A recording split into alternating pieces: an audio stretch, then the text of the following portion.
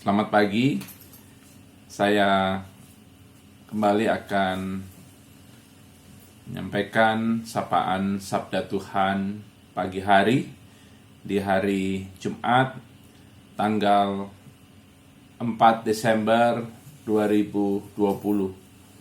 Sebelum kita membaca dan mendengarkan sapaan Sabda Tuhan pagi hari ini, mari kita berdoa memohon bimbingan Roh Kudus. Kita berdoa.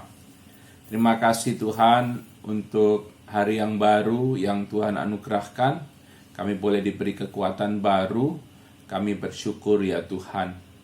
Kami hendak membaca dan mendengarkan firman-Mu. Bimbinglah kami dengan Roh Kudus-Mu untuk kami dapat mengerti, menghayati, dan kami dapat melakukan firman Tuhan dalam kehidupan sehari-hari. Kiranya firman-Mu menjadi pelita bagi kaki kami dan terang pada jalan kami. Firman-Mu kami jadikan sebagai pedoman, memberikan petunjuk untuk kami melangkah, sehingga kami boleh berjalan di jalan-Mu Tuhan. Inilah kami anak-anak-Mu, bersabdalah kepada kami telah sedia untuk mendengarkan firman Tuhan. Amin. Bacaan Alkitab terambil dari Injil Matius pasal 9 ayat 32 sampai dengan 34 yang menyatakan, sedang kedua orang buta itu keluar, dibawalah kepada Yesus seorang bisu yang kerasukan setan.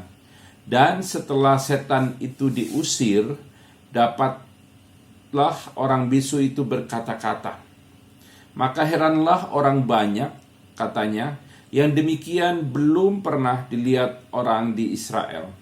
Tetapi orang Farisi berkata, dengan kuasa penghulu setan, ia mengusir setan. Yang berbahagia, kata Yesus, adalah mereka yang mendengarkan firman Tuhan serta melakukannya dalam kehidupan sehari-hari. Terpujilah Tuhan Yesus. Saudara-saudara yang dikasihi oleh Tuhan Yesus Kristus, penulis Injil Matius mengangkat kisah tentang Yesus menyembuhkan seorang bisu yang kerasukan setan. Melalui kisah ini, penulis Injil Matius kembali hendak meyakinkan pembaca Injilnya bahwa Yesus adalah Mesias. Dengan kuasa Allah, Yesus Sang Mesias itu mengusir setan yang merasuk dalam diri orang bisu itu, sehingga orang bisu itu akhirnya bisa berbicara lagi. Dan mujizat itu membuat banyak orang menjadi takjub dan heran karena mereka belum pernah melihat hal seperti itu. Penulis Injil Matius mau menegaskan bahwa bukan hanya kematian dan penyakit yang takluk kepada Tuhan Yesus, tetapi juga iblis yang takluk pada kuasa Tuhan Yesus. Namun di tengah keheranan banyak orang, ada juga yang bereaksi sinis dan melontarkan tuduhan miring kepada Yesus. Orang-orang tersebut mengatakan bahwa Yesus mengusir setan dengan kuasa penghulu setan. Mereka yang bereaksi sinis dan melontarkan tuduhan miring itu adalah orang-orang Farisi. Farisi adalah salah satu mazhab dalam agama Yahudi yang kebanyakan anggotanya adalah para ahli Taurat. Orang-orang Farisi sering menganggap diri sebagai penjaga kebenaran agama. Mereka sangat taat kepada aturan-aturan agama. Karena ketaatan mereka kepada peraturan agama, orang Farisi sering merasa diri lebih benar atau lebih rohani daripada orang-orang lain. Mereka sering bersikap sinis bereaksi negatif dan tidak jarang melontarkan tuduhan miring dalam setiap hal yang dikerjakan dan dilakukan oleh Yesus. Mengapa? Karena mereka menganggap bahwa segala pengajaran Yesus dan juga tindakannya adalah ancaman bagi hidup keagamaan orang Yahudi yang pusatnya adalah pada hukum Taurat. Melalui perkataan yang dilontarkan para ahli Taurat, kita melihat bahwa iblis terus berupaya menggagalkan rencana Allah untuk menyelamatkan dunia. Iblis jahat yang merasuki diri orang yang bisu memang berhasil ditaklukkan oleh Yesus. Namun dalam bacaan Alkitab hari ini kita tahu bahwa iblis tidak pernah menyerah. Ia terus berupaya menggagalkan rencana Allah untuk menyelamatkan dunia dan manusia yang dikuasai oleh dosa. Iblis memakai para ahli Taurat untuk melemahkan, untuk mengalahkan, dan untuk menghancurkan Yesus dan juga rencana Allah. Namun dalam ketaatan Yesus memikul penderitaan sampai ia mati di kayu salib. Dan ketika ia dibangkitkan oleh Allah dari kematian, maka di saat itu iblis mengalami kegagalan dalam mengacaukan rencana Allah untuk menyelamatkan dunia. Karena dalam kematian dan kebangkitan Tuhan Yesus, manusia disucikan dari dosa. Dan tidak hanya itu, kuasa dosa dan maut telah dikalahkan. Saudara-saudara yang dikasihi oleh Tuhan Yesus, iblis memang mengalami kegagalan total dalam mengacaukan rencana Allah untuk menyelamatkan dunia ini. Namun demikian, kita tidak boleh lengah. Iblis tidak pernah berhenti bekerja. Ia bisa merasuki hati, pikiran, dan diri siapa saja tanpa kita menyadarinya. Di masa sekarang ini, iblis tidak hadir dalam wujud-wujud yang menyeramkan. Ia bisa bersembunyi di balik kehidupan orang yang taat dan saleh, yang berwajah malaikat.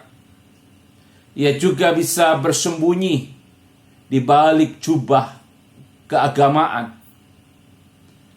Walaupun demikian, ketika iblis merasuki hati, pikiran, dan diri seseorang, kehadirannya tetap bisa kita kenali lewat buah sikap, perilaku, dan tindakannya. Orang yang hati dan pikirannya dirasuki oleh iblis, ia akan merasa diri lebih suci, lebih benar dari orang lain. Ia menganggap orang lain itu berdosa. Dan orang yang biasanya hati dan pikirannya dirasuki oleh iblis, maka akan terlihat dari kata-kata yang dikeluarkannya. Kata-kata yang dikeluarkan adalah kata-kata yang sinis, kata-kata yang menghakimi, kata-kata yang menjatuhkan. Dan juga sikap serta tindakannya seringkali menyatakan sikap dan tindakan yang memecah belah dan menghancurkan. Orang-orang yang hati dan pikirannya dirasuki oleh iblis seringkali juga berprasangka buruk dan berpikir negatif tentang orang lain. Oleh karena itu kita harus berhati-hati. Mari kita terus menyatakan keselamatan Allah, bukan menyatakan buah pekerjaan iblis dalam hidup kita. Kita beritakan tentang Allah yang telah menyelamatkan dunia ini. Kita boleh menyatakan itu lewat sikap, perilaku, dan tindakan, serta tutur kata yang membangun, yang membawa damai, yang membawa sukacita, dan membawa kebahagiaan. Ialah kiranya melalui sikap, perilaku, tindakan kita, tanda-tanda kerajaan Allah terwujud di tengah kehidupan keluarga, gereja, dan juga di tengah kehidupan masyarakat. Amin. Mari kita berdoa. Terima kasih Tuhan, kami sudah mendengarkan firman-Mu. Bimbinglah kami dengan Roh Kudus untuk kami dapat mengerti, menghayati, dan kami mampu melakukan firman Tuhan dalam kehidupan sehari-hari. Biarlah kiranya Engkau melindungi kami sehingga hati, pikiran, dan hidup kami tidak dirasuki oleh iblis, sehingga kami dipakai oleh iblis untuk menyatakan kekacauan. Kami boleh tetap dipakai oleh Allah untuk menyatakan pekerjaan Allah yang menyelamatkan. Kami boleh menghibur, menguatkan, menghadirkan kasih, dan juga mewujudkan damai sejahtera dalam kehidupan kami. Tuhan berkati seluruh warga jemaat-Mu, berkati mereka dalam seluruh aktivitas kerja dan karya yang mereka lakukan di hari ini. Tuhan kiranya membuat segala apa yang mereka kerjakan, lakukan, dan usahakan boleh berhasil. Kami berdoa kiranya Tuhan, Engkau melawat mereka yang sakit dan Tuhan sembuhkan. Bagi yang berduka cita Tuhan hiburkan. Bagi yang mengalami pergumulan Tuhan kuatkan iman percaya mereka dan berikan mereka jalan keluar yang terbaik. Kami berdoa ya Tuhan, bagi mereka yang pada saat ini memasuki masa usia lanjut, Tuhan pelihara hidup mereka agar mereka tetap diberi kekuatan. Tuhan jauhkan mereka dari penyakit. Terima kasih ya Tuhan. Sertai lindungi kami di sepanjang hari ini, jauhkan dari kecelakaan, bahaya, petaka, bencana, dan penyakit. Kiranya Engkau lepaskan kami dari cobaan, dan Tuhan lindungi kami dari kuasa jahat. Inilah doa kami di dalam nama Tuhan Yesus, Tuhan dan Juru Selamat kami berdoa. Amin. Selamat pagi, Tuhan Yesus memberkati.